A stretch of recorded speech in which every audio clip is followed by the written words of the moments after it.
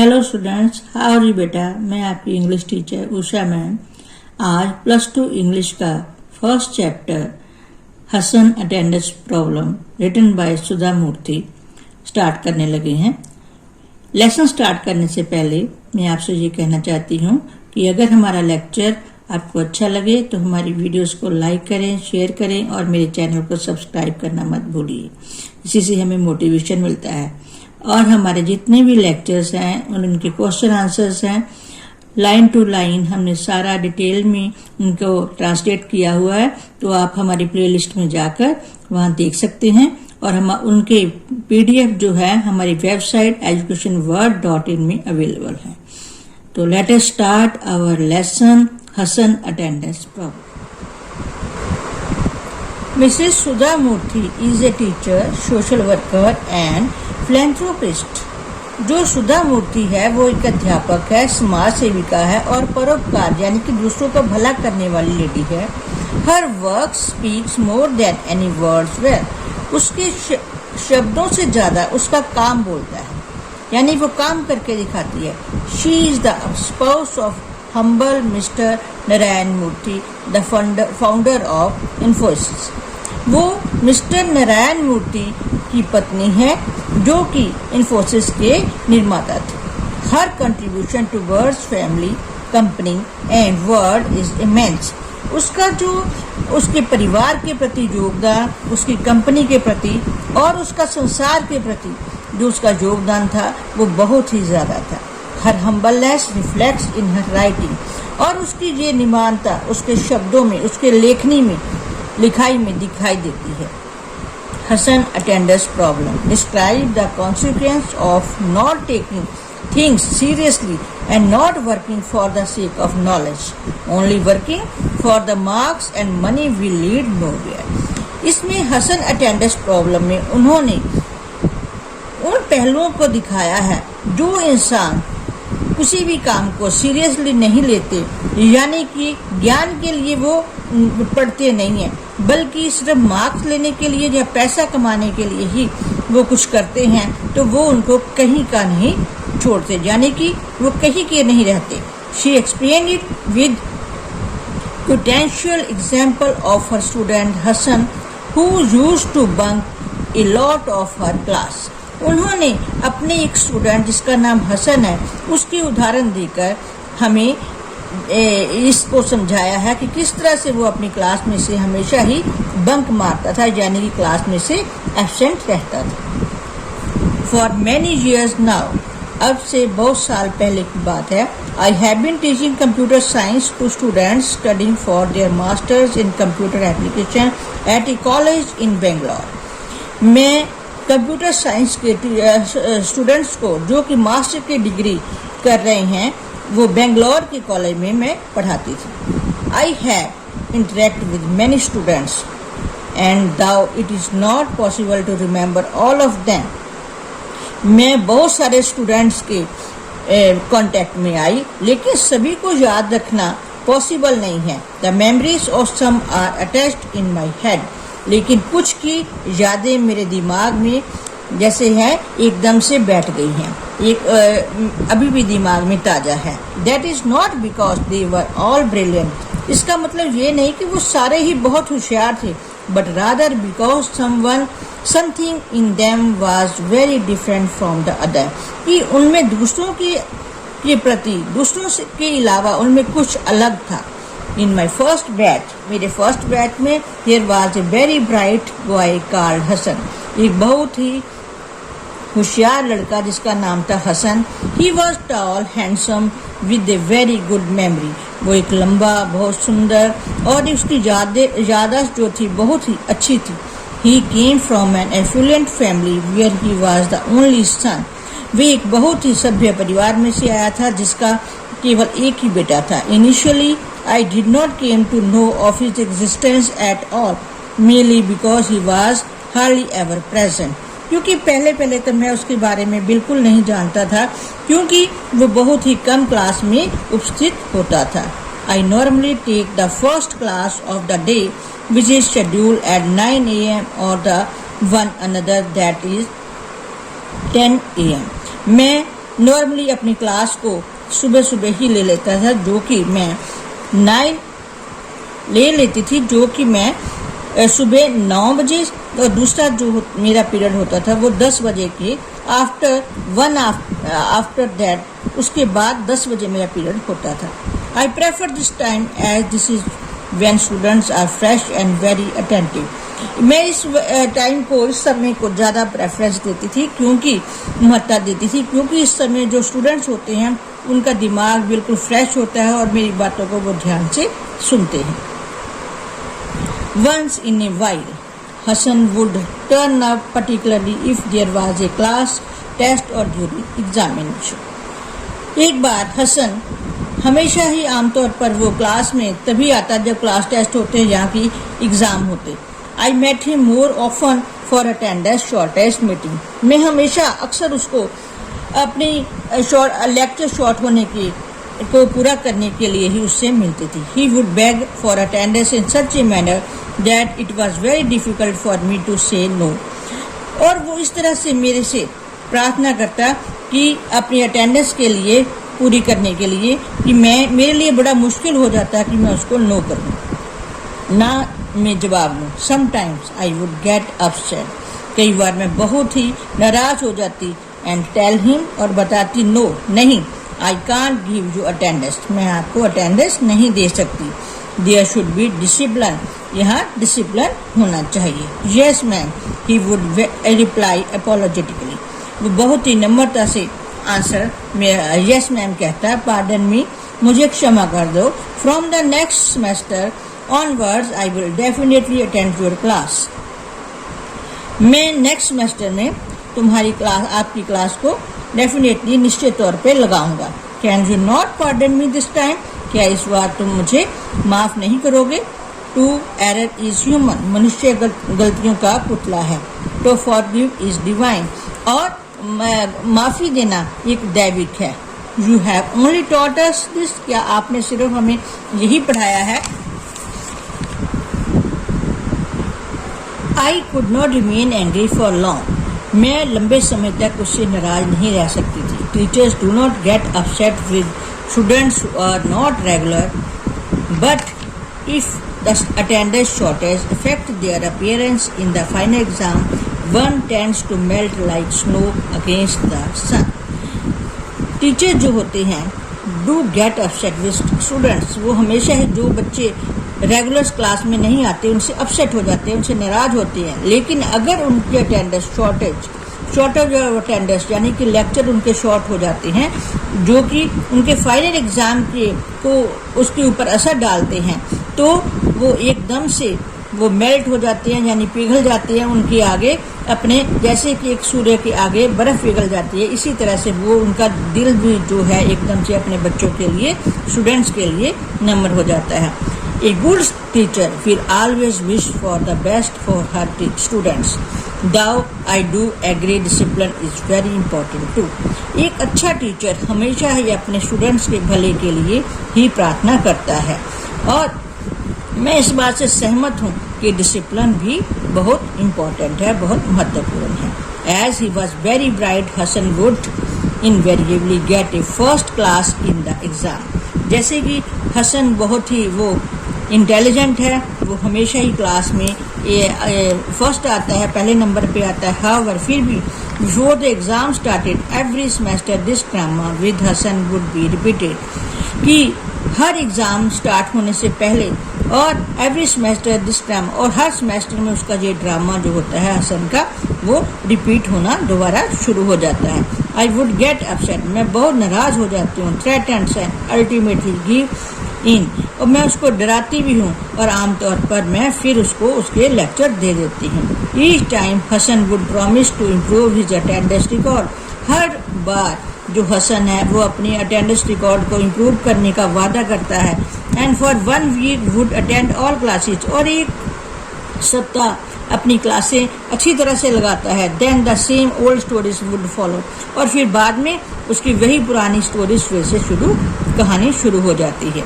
Each time he had a different reason for his absence, हर बार वो अपने एक्शंस का अलग ही कारण बताता है। Unfortunately they always seem genuine to me. और दुर्भाग्यवश हर वक्त मुझे वो उसका जो बहाना होता है वो मुझे हमेशा ठीक लगता है। Once I got tired of his stories and called his parents. एक बार उसकी कहानियां सुन के मैं बहुत ज़्यादा थक गई थी और उसके पेरेंट्स को बुलाया। Your son is a bright boy. He is not arrogant, but he is indisciplined. कि आपका बेटा बहुत ही इंटेलिजेंट है, लेकिन वो एक डिसिप्लिन नहीं है। वो हमेशा ही टाइम पे स्कूल नहीं आता। If only he came to class in regularly and attend the lab, I am sure he can get a rank. और if only सिर्फ वो क्लासे लगातार लगाए, रोजाना लगाए और अपनी लैब को भी अच्छी तरह से अटेंड करे, तो मैं आपको विश्वास दिलाती हूँ कि वो एक अच्छा रैंक ले सकता है। I have failed to convince him. मैं उसको कन्विंस करने में बिल्कुल ही असफल रही हूँ। I will be happy if you could look into the matter more seriously. मैं बहुत खुश होंगी अगर आप इस मामले को अच्छी तरह से गहराई से इसको देखें। Because this is going to affect his life, I said to them. मैंने उनको कहा कि ये उसकी जिंदगी को प्रभावित करेगा। Hasan's father was a busy man and did not take my words very seriously. Hasan के पिताजी एक बहुत ही व्यस्त आदमी थे और उन्होंने मेरे शब्दों को सीरियसली नहीं लिया। ही सेड, उन्होंने कहा, as long as he does well that is fine with me, because after a certain age children do not listen to their parents. जैसे कि वो अच्छा कर रहा है तो ठीक है, क्योंकि कुछ एज के बाद बच्चे पेरेंट्स की बात नहीं सुनते। Only life will teach them. सिर्फ जिंदगी ही उनको सिखाती है। But his mother was in tears. लेकिन उसकी माँ की आंखों में आंसू थे। Madam, I have failed as a mother. मैं एक माँ के नाते असफल रही हूँ। He does not listen to me at all. ये मुझे नहीं सुनता। He spent all night listening to music and chatting with his friends. वे सारी रात म्यूजिक सुनता है और अपनी फ्रेंड्स के साथ बातें करता है। He sleeps at 6 in the morning. वह सुबह 6 बजे सोता है। How can he came to any class? वो किसी क्लास में कैसे आ सकता है? He does not pay any attention to what I say and tell me. I repeat the same thing always. वो मेरी बातों की तरफ कोई ध्यान नहीं देता। वट ऐसे जो मैं कहती हूँ और मुझे बताओ। I repeat the same thing always. मैं हमेशा यही चीज़ हमेशा दोहराती हूँ। The meeting ended in an argument between his parents. और उनके पेरेंट्स के बीच जो आर्गूमेंट्स हो रहे थे, वार्तालाप हो रहे थे, उसके बीच ही जो मीटिंग थी खत्म हो गई। His father said, you are the mother, it is your duty to correct him. उसके पिताजी कहते हैं कि तुम माँ हो, ये तुम्हारी ड्यूटी है, तुम्हारा कर्तव्य है उसको ठीक करो। You should spend more time with him. I am so busy you have failed. You should spend more time with him. तुम्हें उसके साथ ज़्यादा टाइम बिताना चाहिए। मैं बहुत व्यस्त हूँ। यू हैव फेल्ड, तुम फेल हो चुकी हो। His mother said, you are the father, तुम फादर हो। It is difficult to control boys को कंट्रोल करना मुश्किल होता है। You can speak to him man to man. तुम्हें आदमी की तरह उसके साथ बात करनी चाहिए। Earning money is not the only thing in life. सिर्फ पैसा कमाना ही जिंदगी में एक चीज नहीं है। This continue for a while. ये एंड मीटिंग एंडेड फ्रूटलेसली। और ये बातें उनकी थोड़ी देर चली और लास्ट में उनकी बिना किसी नतीजे के खत्म हो गई। Hasan continue in his way till he passed out of his course. और हसन लगातार वैसे ही अपने रास्ते चलता रहा और उसने अपना कोर्स पूरा कर लिया। As usual in the first class he was a nice boy. He came and thank me. और जैसे कि फर्स्ट क्लास में होता था, he was a nice boy, वे एक बहुत अच्छा लड़का था। ही केम एंड थैंक मी, वो आया और उसने मेरा धन्यवाद किया। Madam, thank you for teaching me for the last 3 years. आपने मुझे 3 साल लगातार पढ़ाया, इसके लिए धन्यवाद। Because of your kind heart I could get all my attendance. तुम्हारे दयालु दिल के कारण, अच्छे दिल के कारण ही मुझे सारी अटेंडेंस मिलती रही। I wish all teacher were like you in the college. मैं प्रार्थना करते हूँ कि कॉलेज में सारे टीचर आपकी तरह ही हों। आई लाफ्ड, मैं हंसी। God willing you will meet again. भगवान की इच्छा हम फिर दोबारा से मिलेंगे। But I did not meet Hasan for a long time and forgot all about him. मैं हसन को काफ़ी समय तक नहीं मिली और उसके बारे में सब कुछ भूल चुकी थी। Years passed, सालों बीत गए। I taught many students, मैंने बहुत से स्टूडेंट्स को पढ़ाया। Some of them became very good human beings, उनमें से बहुत सारे बहुत अच्छे इंसान बने। Some became famous, कुछ प्रसिद्ध हुए। Some became rich and some remained ordinary, कुछ अमीर बन गए और कुछ एक साधारण से ही रहे। As far as I was concerned, they were like my children. जहाँ तक मेरा कंसर्न था वो मेरे सारे बच्चों की तरह थे। Some remember me still and send invitation to wedding, naming ceremony, house warming, etc. और वो मुझे याद भी करते हैं, जबकि वो मुझे वेडिंग के ऊपर, अपने शादियों के ऊपर इनविटेशन भेजते हैं और नामकरण के मौके पर भी, और बहुत सारे हाउस जो घर में फंक्शंस वगैरह होते हैं उसके ऊपर वो मुझे इनविटेशन भेजते हैं। इफ़ आई एम टाउन, जब मैं अगर मैं गांव में होती, I definitely try and attend, और मैं हमेशा कोशिश करती कि जब मैं आई एम इन टाउन, जब मैं वो टाउन में होती, शहर में होती, तो मैं डेफिनेटली वो कोशिश करती निश्चित तौर पर उसको अटेंड करने की। Because for me their immense love is my strength, क्योंकि उनका जी अपार प्यार ही मेरी एक ताकत थी। Monday morning my secretary told me that a person wanting to cell.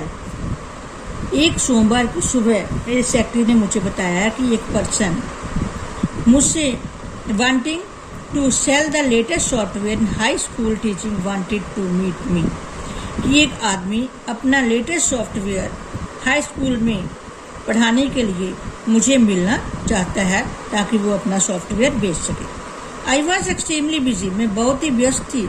And the piles of unanswered letters were looking at me accusingly, क्योंकि बहुत सारे लेटर्स का आंसर मैंने अभी तक नहीं दिया था, उनका लेटर का आंसर मैंने देना था। I had no time to talk to a salesman, और मेरे पास समय नहीं था कि मैं एक सेल पर्सन के साथ मिलूं। सो आई टोल्ड हर, इसलिए मैंने उसको बताया he can meet someone else, I do not have time, कि वो मुझे फिर किसी दिन मिल सकता है क्योंकि मेरे पास समय नहीं है। But my secretary said that he was insisting he wanted to meet only me, कि वो बहुत ही मजबूर कर रहा है कि वो सिर्फ आपको ही मिलना चाहता है। And that he was my student, क्योंकि वह आपका स्टूडेंट है। शी न्यू, वो जानती है how fond I was of all my students, so she had not been unable to say no to him. वह जानती है कि मैं अपने स्टूडेंट्स को कितना मैं अपने स्टूडेंट्स के साथ प्यार करती हूँ, इसलिए मैं अपने स्टूडेंट्स को कभी भी ना नहीं कह सकती। In that case let him see me at 2 PM, ठीक है, हम 2 बजे उसको मिलेंगे। इन द आफ्टरनून, दोपहर के वक्त, a man of about 35 years, plump with a bald head and moderately dressed, was waiting for me in the office। एक आदमी 35 years old का, बाल उसके सर पे नहीं है, गंजा है और मोटा सा, और एकदम से उन्हें साधारण से कपड़े पहने हुए ऑफिस में बैठकर मेरा इंतजार कर रहा है। In his hand he was the CD with the software, उसके हाथ में सॉफ्टवेयर की एक CD है। I could not place him though he seems familiar, मैं नहीं जानती कि किस वक्त मैं उसको मिली थी। मैं he smiled at me and said, वो मेरी तरफ देखकर मुस्कुराया और कहा, madam can you recognise me, कि क्या आपने मुझे पहचाना? You may not, because how can you remember all your students, शायद आपने नहीं, क्योंकि आप कैसे सारे स्टूडेंट्स को याद रख सकते हो। From a window you can see the outside world, but from the outside you can not see all that is inside, क्योंकि खिड़की में से आप बाहर देख सकते हो सारे संसार को, लेकिन बाहर से आप खिड़की के अंदर क्या हो रहा है आप नहीं देख सकते। I like this analogy and was sure he was my student, because I often use this phrase in my class. Still I could not guess who he was. मैं इस मुहावरे को पहचान गई क्योंकि ये मेरा स्टूडेंट ही हो सकता है, क्योंकि अक्सर मैं क्लास में ये मुहावरा बोलती थी। और स्टिल आई कुड, लेकिन अभी भी मैं गैस नहीं कर पा रही कि ये कौन है। Madam, I was the perpetual late comer of your class. मैं हमेशा ही आपकी क्लास में लेट कमर होता था। That's when the coin drop ही, जैसे ही उसके एकदम से उसके दिमाग में आया, ए Hasan, how are you? Hasan, तुम कैसे हो? It is been a long time since I last met you. I was very happy to see him. ये बहुत समय हो गया आपको मिले हुए, मैं आपको देखकर बहुत खुश हुई। Madam, I am fine and remember many of your lesson. Madam, मैं ठीक हूँ और बहुत सारे आपके लेसन अभी भी मुझे याद हैं। इज इट डेटाबेस मैनेजमेंट और पास्कल? क्या डेटाबेस मैनेजमेंट और सीडी या Pascal? None of the software ma'am, इनमें से कोई भी सॉफ्टवेयर नहीं। I remember all the moral lesson, मुझे सारे ही मॉरल लेसन आपके नैतिक जो पाठ पढ़ाए थे वो याद है। I do not know what moral lesson, मैं नहीं जानती कौन से नैतिक पाठ पढ़ाए थे। I had taught though I do tell some stories during my lectures on computer software. मैं आपको कंप्यूटर सॉफ्टवेयर में के दौरान कुछ स्टोरीज जो बताई थी वो बताता हूँ। Hasan, what are you doing now? तुम आजकल क्या कर रहे हो? Now this face became a little pale, अब उसका एकदम से जो फेस था पीला पड़ गया। Madam, I am selling the software which is useful in teaching math, physics and chemistry. मैं सॉफ्टवेयर बेचता हूँ जो कि मैथमेटिक्स, फिजिक्स और केमिस्ट्री को पढ़ाने में मदद करेगा। It is of help to both students, teachers and students. ये दोनों को, टीचर्स को और स्टूडेंट्स को, दोनों को हेल्प करेगा। I know your foundation helps a lot in education at a high school level. मैं जानता हूँ कि हर हाई स्कूल लेवल के ऊपर ये एजुकेशन में बहुत ज़्यादा जो है आपकी बहुत ज़्यादा इसमें मदद है। I thought it may be some of interest of you, मैं सोचता हूँ कि ये आपकी बहुत ही इसमें आप रुचि ले सकते हो। इंटरेस्ट मतलब रुचि ले सकते हो। Hasan, what did you do for so many years? Hasan, आपने इतने साल क्या किया? I knew all his classmates by this time were in very high position in the software industries. मैं जानती हूँ कि जितने भी तेरे क्लासमेट थे इस वक्त हाई पोजीशन के ऊपर सॉफ्टवेयर इंडस्ट्री में लगे हुए हैं। Hasan, being a bright student, Hasan एक बहुत होशियार लड़का था। Should have definitely done well, कि हसन अच्छा ही कुछ करेगा। येट ऑन द कंट्री, लेकिन इसकी बिल्कुल उल्ट, he seems to be doing a small job of selling high school software door to door, कि वो एक दरवाजे से दूसरे दरवाजे पे जाकर सॉफ्टवेयर बेच रहा है, एक छोटी सी जॉब कर रहा है। मैडम, यू नो, मैडम आप जानते हो, आई was very irregular in college में, मैं कॉलेज में हमेशा ही इरेगुलर रहा हूँ, समय का पाबंद नहीं था। The same habit continued even after my graduation, graduation के बाद भी मेरी ये हैबिट लगातार जारी रही। I would get up late and was very lazy, मैं हमेशा ही लेट उठता और बहुत ही लेजी था, सुस्त था। My mother would lose her temper and peace of mind, और मेरे माता जी हमेशा मेरे ऊपर गुस्सा किया करते। आई डिड नॉट बॉदर, लेकिन मैंने उनकी परवाह नहीं की। I took her for granted. After a lot of pressure from my parents I took up a job. अब मेरे पेरेंट्स के बहुत ज़्यादा दबाव के कारण मैंने एक जॉब ले ली। But I continue with the same habits of going late to school, लेकिन सेम हैबिट मेरी कि स्कूल में जैसे लेट जाता था, ऑफिस में भी लेट जाने लगा। नॉट कीपिंग अपॉइंटमेंट्स, मैं अपॉइंटमेंट्स भी नहीं लेता।